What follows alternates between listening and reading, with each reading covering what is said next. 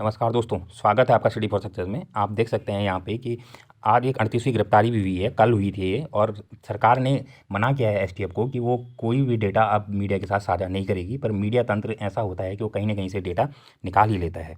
दूसरा ये है आपके पास कि धांधली के शक वाली परीक्षाओं को तो निरस्त कर दिया गया, पर लेकिन जिन पे साफ धांधली दिख रही है उन परीक्षाओं का कोई भी कुछ नहीं हो रहा है। अब आप पर यहाँ पे मैंने कल कुछ लोगों के कमेंट भी पढ़े। बहुत से लोग ये भी बोलते हैं कि जैसे पुलिस रैंकर्स वाली भर्ती है, उसमें बहुत बड़ा क्या होता है कि मतलब झोल-मोल होता है या उसमें आरोप लगते हैं। मैं पुष्टि नहीं करता हूँ, पर लगते हैं उसमें आरोप। बहुत से हमारे ऐसे कांस्टेबल भाई लोग होते हैं कि जिनका सालों-सालों तक 20-20, 30-30 सालों तक उनका कोई प्रमोशन ही नहीं हो पाता है। 28 से 30 साल लग जाते हैं उनको प्रमोशन लेने के लिए।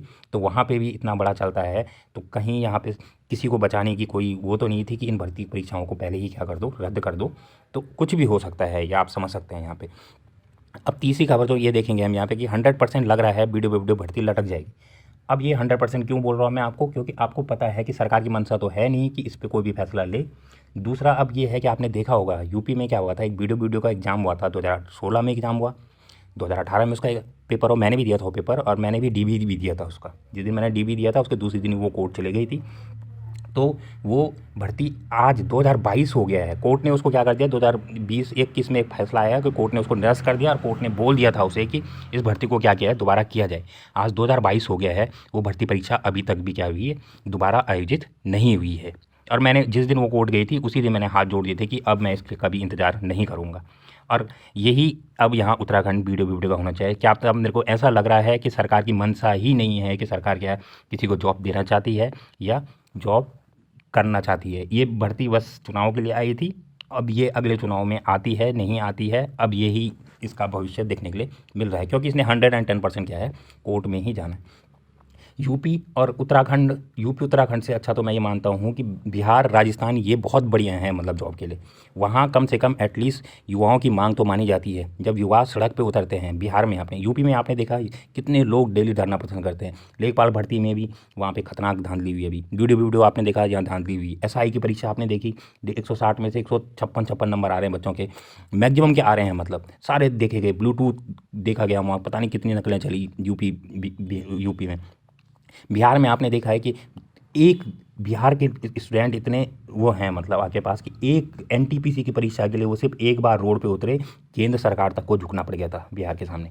परसों ही क्या हुआ वहाँ पे कि पीसीएस की परीक्षा में वो नॉर्मलाइजेशन का खेम चलने वाला था कि उसको 4 शिफ्ट में करवा रहे थे, और कह रहे थे कि इनमें नॉर्मलाइजेशन करेंगे। बच्चे एक दिन सड़कों पर उतरे, दूसरे दिन सरकार ने सीधे उस परीक्षा को क्या कर दिया, 30 सितंबर को बीपीएससी की परीक्षा होगी, उसमें क्या कर दिया है कि अब वो एक शिफ्ट में ही वो परीक्षा होगी और पूरे पारदर्शी रूप से होगी। तो एक दिन में ही उन्होंने अपनी बात क्या कही थी, सरकार से मनवा दी है। तो इसलिए मैं बोल रहा हूँ कि उत्तराखंड यूपी से अच्छा क्या है, बिहार है। एक मैं आपको वो भी है कि आप राजस्थान का फॉर्म अगर नहीं है तो राजस्थान का फॉर्म भरें वैसे, क्योंकि आपने जितनी मेहनत यहाँ पे करनी है तो राजस्थान का फॉर्म भी आप निकाल सकते हैं। राजस्थान में आजकल एक हाईकोर्ट क्लर्क की पोस्ट आ रखी है, ठीक है। और राजस्थान में एक सबसे अच्छी बात यह है कि अब वहाँ आपको पेंशन ही मिलेगी। अगर आपने वो पोस्ट निकाल दी तो आप ज़िंदगी भर अपनी नौकरी को क्या कर दोगे, सिक्योर कर दोगे। ज़िंदगी भर आपको क्या मिलेगी, पेंशन मिलेगी, जब तक आप जीवित रहेंगे। तो राजस्थान का उस फॉर्म की कल लास्ट डेट भी है 12 तारीख। अगर भरना चाहते हैं तो ज़रूर भरें उस फॉर्म को भी, क्योंकि उत्तराखंड में तो अब पूरा अंधेर नगरी चौपट राजा हो रखा है। कि आपको पता ही है कि इतनी पूरे भारतवर्ष की सबसे बड़ी धांधली आपको उत्तराखंड में ही देखने के लिए मिली है। यूपी में भी इतनी बड़ी धांधली देखने के लिए नहीं मिलती है, कि जहाँ पूरा का पूरा पेपर ही, इतने आरोपी पकड़े जा रहे हैं सिर्फ एक पेपर में ही, कि पूरा का पेपर ही बेच दिया गया।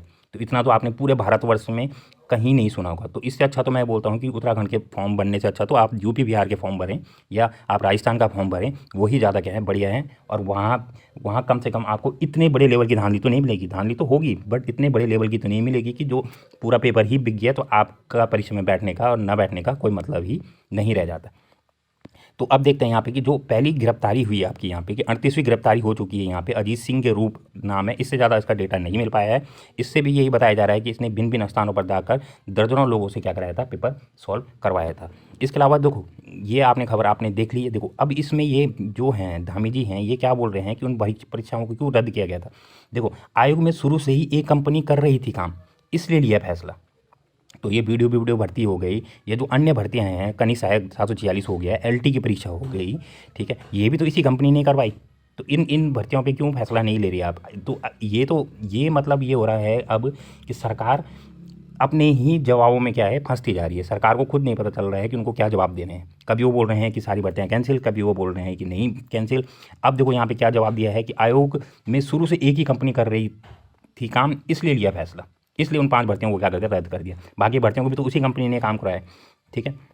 तो इस तरीके से ये सारी चीज़ें चल रही हैं। और इसके अलावा देखो आपको ये वाला आपने देख ही लिया होगा, इसमें है कि जो भी लोग ईमानदारी से पास हुए हैं और तो उनको अब उनको क्या है नियुक्ति दी जाए। तो इसमें मैं अब क्या एक चीज़ और उन लोगों को भी बता देना चाहता हूँ कि कल आपने एक खबर देखी भी होगी, बहुत से लोग ऐसे थे कि जिन्होंने अपनी ज़मीन बेची या जिन्होंने मतलब लोन लिया, अब उनको भी घबराने की ज़रूरत नहीं है। ज़मीन बेचकर लोन लेकर उन्होंने क्या है इस पेपर को खरीदा था, उन लोगों को भी अब घबराने की ज़रूरत नहीं है। सबसे पहले तो क्या हुआ कि जो भी हाकन सिंह या जितने भी लोग थे, इन्होंने जिनको पेपर दिया उनको तो चलो नौकरी मिल गई। जब उनमें से कुछ बच्चे ऐसे थे जिनको ये क्या है नौकरी नहीं मिल पा रही थी किसी रीजन से, तो फिर संतोष बडोनी जी, एस राजू जी बीच में आ गए। उन्होंने क्या है नॉर्मलाइजेशन का बड़ा गेम खेला।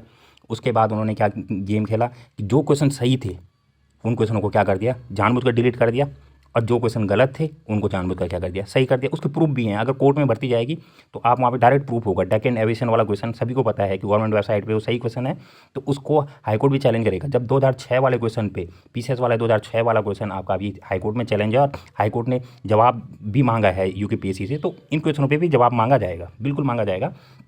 तो ये भी है यहाँ पे।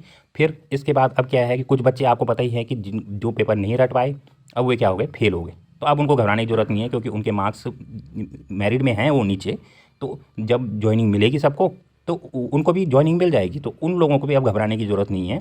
वे लोग भी बिल्कुल आश्वस्त रहें कि उनको ज्वाइनिंग मिलने वाली है, क्योंकि सरकार की मंशा ऐसे ही दिख रही है। तो वो लोग भी, अब मैं तो मानता हूँ कि अब ये स्टेप उन लोगों को बताने के लिए भी है कि जो नीचे रैंकिंग में है उनको भी जॉब मिल सकती है। तो इस तरीके से सारा का सारा गेम चल रहा है। और ये वीडियो भक्ति अब मैं मान के चलता हूँ, या आप लोग भी मान के चल गए हैं, ये इसने कोर्ट जाना ही जाना है। और ये भर्ती अब क्या है बहुत लंबे समय के लिए क्या है लटक गई है, तो लटक गई है। बहुत से स्टूडेंट ऐसे भी हैं जो आपके क्या हैं, उनके इंटरव्यू सुनता हूँ मैं, जो अपनी मेहनत से पास हुए हैं, वो इंटरव्यू सुनता हूँ, वो बोलते हैं कि हमने 4 भर्तियाँ निकाली हैं, 5 निकाली हैं। तो आप वीडियो के ही पीछे क्यों पड़े हैं?